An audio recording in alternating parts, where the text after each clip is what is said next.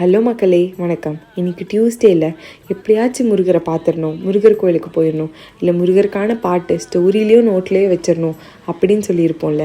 அதே மாதிரி நானும் இன்றைக்கி முருகரை பார்க்க கிளம்பிட்டேன். நைட்டே கிளம்பிட்டோம்.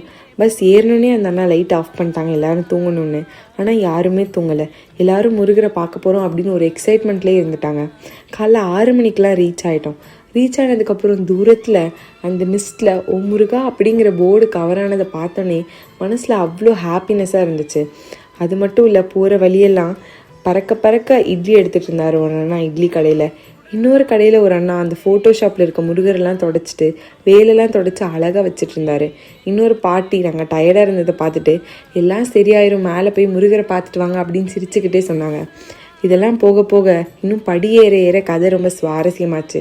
ஒரு வயசான பாட்டி, அவங்களால ஏறவே முடியல, பட் இருந்தாலும் எப்படியாச்சும் முருகரை பார்த்துடணும், என்னை ரோப் கார்லையாச்சும் ஏற்றி விடுப்பான்னு அவங்க பையன்கிட்ட கேட்டுட்டு இருந்தாங்க.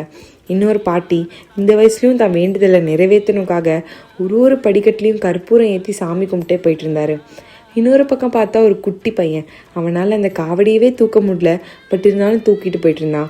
இதெல்லாம் தாண்டி மேலே போய் லைனில் நின்று முருகரை பார்க்கும்போது அந்த வெற்றிவேல் முருகனுக்கு அரோகரா அப்படின்னு சொல்லும்போது நம்ம கண்லேருந்து வந்த ஒரு சொட்டு தண்ணி இதெல்லாம் வர்த்திட்ல அப்படின்னு ஃபீல் பண்ண வச்சுது. ஆமாம், நான் இன்னைக்கு பழனிக்கு தான் போனேன். அண்ட் இதுதான் இந்த டேயோட சீக்ரெட். இது கதை இல்லை மக்களே, இது நிஜம். அண்ட் திஸ் இஸ் கதை ஓவர் நிஜம்.